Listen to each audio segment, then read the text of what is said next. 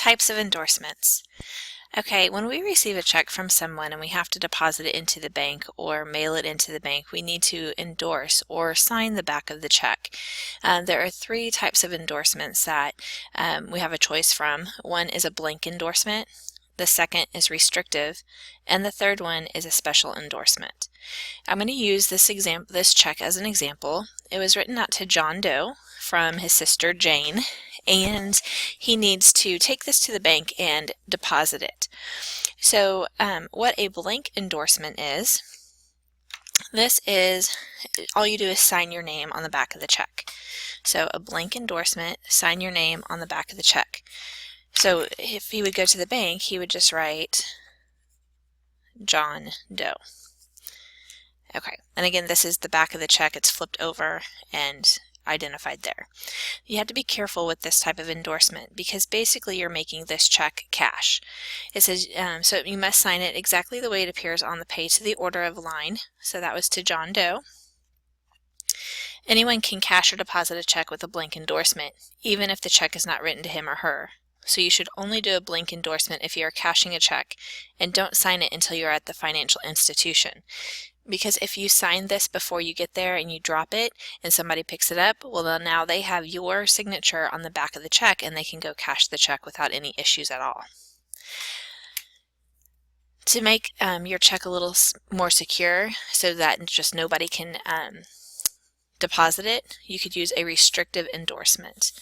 And a restrictive endorsement is made by writing "for deposit only" on the first line of the back of the check, and then you sign your name underneath it. The reason why we would use a restrictive endorsement is because the only thing that can happen to this check is it can only be deposited into the account in your name. Some financial institutions also prefer that you write your account number on the check to make it easier to process. However, others may see it as a security risk and ask you not to write your account number. So to make this more secure, all you would write at the top is "for deposit only," and then you would sign the name. And in this case, it was for John Doe. Again, the only thing that can happen to this check is that it's deposited. So if somebody found it, it can only go into John Doe's account. The final type of endorsement is called a special endorsement. Now, a special endorsement is when the check is made out to you, but you want to give it to somebody else. So you're going to sign it with a special endorsement when you want to give a check to another person. It is different from a blank endorsement in that the check can only be cashed or deposited by the person you're assigning the check to. So let's say that John owes Joe money. So what he could do is that he could write "pay to the order of," and then he could write "Joe Doe." Okay, this "pay to the order" line looks very similar to what we have up here.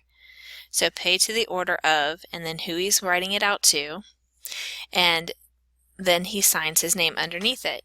So he would sign it John Doe. So the check originated from Jane. She wrote it to John. John decided he wanted to give the check to Joe, and so he wrote it out to "pay to the order of Joe Doe," and then signed his name. So again, these are your three types of endorsement: blank, restrictive, and special.